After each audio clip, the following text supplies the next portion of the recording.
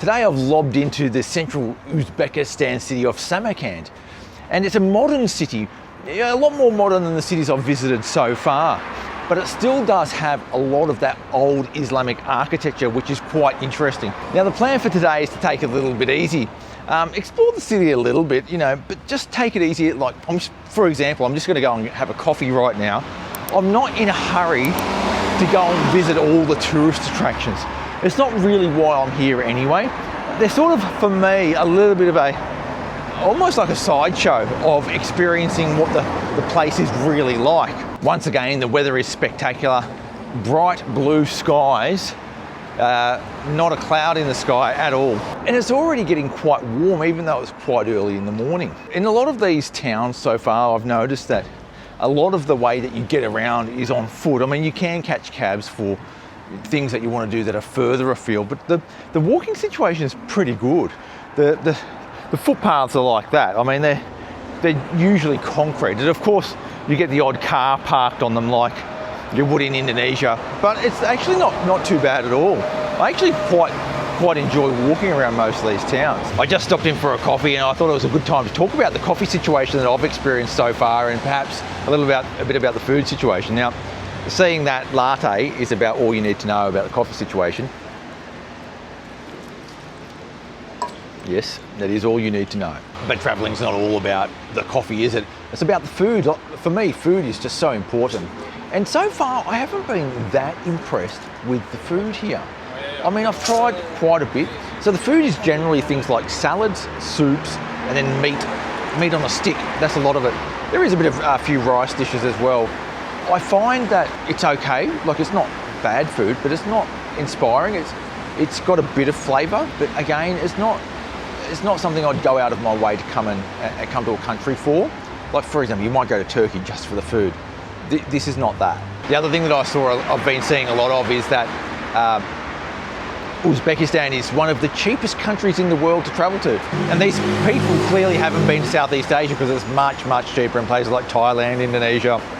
Malaysia is even cheaper than Uzbekistan. So it's not one of the cheapest places in the world to travel by a long shot, I think it might even be cheaper to travel in some parts of Spain. And it certainly will be cheaper to travel in many of the Balkans countries like Macedonia or Montenegro or Bosnia and Herzegovina, for sure. So sometimes when they price hotels here, you go to book it online, and what's not disclosed, well, it is disclosed a little bit in the fine print, but it's only very, very small print, is that there are often a bunch of taxes applied to a hotel. For example, the place I'm staying at tonight, it costs about 30 Australian dollars per night. But when you read the fine print, there's another about 25 Australian dollars tacked on top of that. It's almost double the price when you add on hidden fees and taxes, and they're not disclosed when you're booking through a place like booking.com. We sometimes see that with companies like Agoda that are putting hidden fees in all the time, but booking.com are usually pretty good.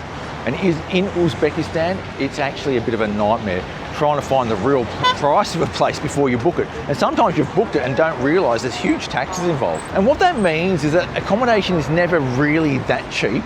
I've been paying about 50 to 60 Australian dollars per night for accommodation, which is equivalent of about 35 to 40 US dollars a night, which is not, and they're guest house style places, which is not that cheap really. Food here can be reasonably cheap.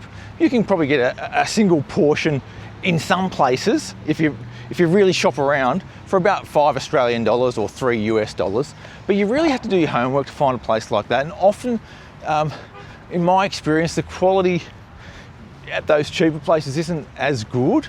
It's not like, for example, in Indonesia or in Thailand, you can go to a warung and get some sort of street side food or some home cooked meal, quite simple style, but very tasty, flavoursome and good quality, very cheap. You can't really do that here. There's not really that warung thing. There's more restaurants, so you end up paying a lot more for the food. Now, if you want a plate of meat, or if you want one of those shashliks, which is the meat on a stick, like a shish kebab type thing, well, you're looking at maybe 10 Australian dollars for one of those in a lot of places. Sometimes you get it a bit cheaper, maybe $6 Australian. So that's, quite quite pricey because you need more than one to sort of fill yourself up, and then you might want a salad on the side. So it starts getting, prices start adding up a little bit. For most meals here in Uzbekistan, we've paid between, well, probably about 25 Australian dollars per meal, about 15 US, which is pretty cheap by world standards, but it's not dirt cheap. On our little wander around today, we've stumbled upon the Amir Temur mausoleum. Now, Amir Temur, if you didn't see my previous video, is a hero of the nation. From the 1300s, he did a bunch of cool stuff, like going on raids and killing people. He's a hero of Uzbekistan, and there is a little burial place dedicated to him. Well, it's not little, it's massive, and it's glorious, and it looks wonderful. And this is the sort of stuff that you'd expect in a place like Samarkand, which is one of the oldest cities in the world. Uzbekistan is one of those places that doesn't have a lot of relics from the old Soviet days when it was colonized by the USSR up until the 1990s. But one of the things they do have intact is this old Russian mosaic. All the big statues of Lenin and all the town names with Russian names have all been changed. But this old mosaic is still here. Now that is what is called a C-grade attraction. There's absolutely no one here, but I like it. There's actually something quite nice about these little attractions that no one else really appreciates, and I seem to like them. Don't know why that is. Something a little bit sort of authentic about it. I like it. This is the Registan Square, and the scale of these three madrasas which border the square is just incredible. Incredible, incredible, incredible. I've never seen anything like it. Let's see if we can see what's inside. The first thing you see when you enter the madrasa is that you are shuttled through a series of trinket shops, which is absolute cultural vandalism. The inside of the madrasa is like this. This is absolutely beautiful construction. And the tile work, the tile work is just phenomenal. Such stunning buildings.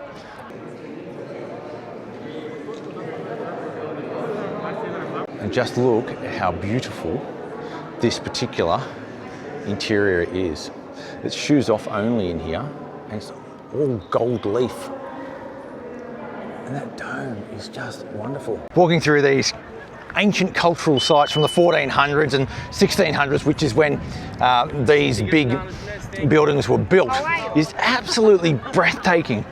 But I can't help but wonder about the trinket shops. It's really bugging me. It's something I thought I'd put to you. What do you think about having trinket shops in ancient cultural sites? You see it all throughout the world. For example, in cathedrals in a lot of Europe, you'll have trinket shops on the way out and that sort of thing. I really don't like it, but here it seems to be on another level. Just let me know in the comments what you think about it. I understand why they might do it, to sort of raise money to fund preservation and that sort of stuff, but yeah, it is a stark contrast to see such a beautiful, beautiful building like this and then see trinket shops inside it. I just got touted to go into someone's shop. And I guess this brings it to, the broader point, which is that tourism is different for different people, isn't it? For me, this isn't my style of tourism. But for a lot of people, it is exactly their style of tourism. It's one of those things that we're all different and we all like different things. I just don't like the commercialisation, but some people really enjoy it. It doesn't detract from the fact that these places that we're seeing are absolutely gorgeous. Just wonderful, wonderful structures, and an absolute must-see if you're ever in Uzbekistan, despite the commercial aspect of it.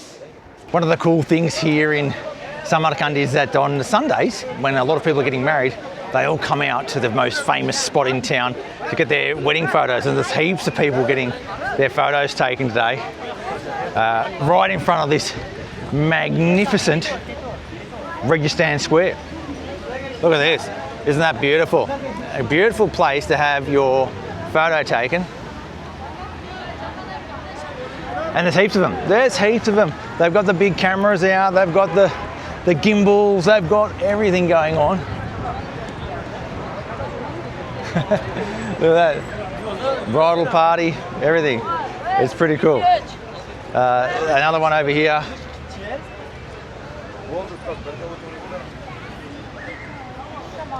It's sort of the place to be in Samarkand on a Sunday if you're having a wedding. Aside from all the weddings down here at Registan Square, there are actually a lot of families just coming down here to hang out as well in the park surrounding the main area. Beyond the little fence there, you have to pay to go in. Most of the local families are in the parks like this, and they'll line up and get a couple of ice creams and a couple of drinks for the kids and just sit in the park and hang out and play a few games and just do typical family stuff. There's even a little coffee and gelato shop over there. It's all pretty cool. But it's a fair old backdrop to have your Sunday picnic, isn't it? Fair old backdrop. Walking through the back streets here of Samarkand gives you a bit of an idea of what local life is like. And it's pretty simple. I mean, it's just like most other places in the world.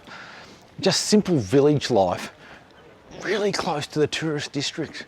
It never ceases to amaze me how close that normal life can be, so close to tourist districts. It even happens in a place like Sanur in Bali as well, or anywhere around the world.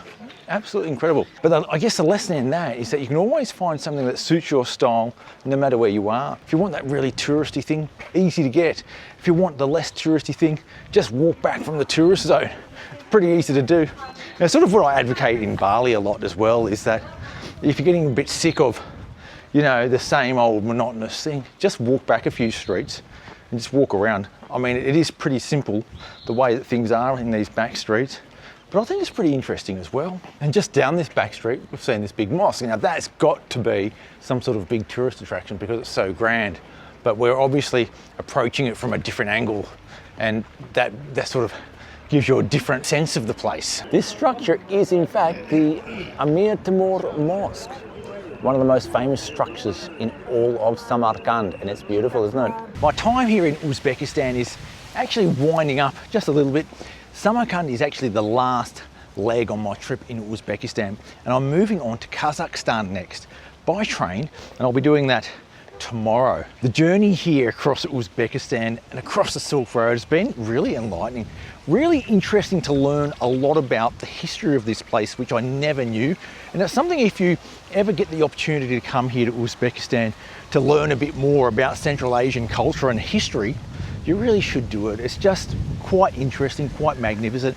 And these structures, there's one over there in the distance, over there, mausoleums, mosques, madrasas, they are just incredible visual treats. Once a lesser explored part of the world, Central Asia is now starting to gain a fair bit of tourism. And with that comes development, an easier style of traveling than once was the case. And Uzbekistan really highlights that it is so easy to travel here. The public transport's very, very good. The trains between cities are easy to book with an online app. And it's fairly well priced. And with that, I'll leave you with the founding father of Uzbekistan, Islam Karimov. Thanks for watching. Make sure you hit that subscribe button to keep up to date with all things Indonesia and Central Asia as I make my journey across Central Asia and along the Silk Road. I'll catch you next time, and Sampai Jumpa.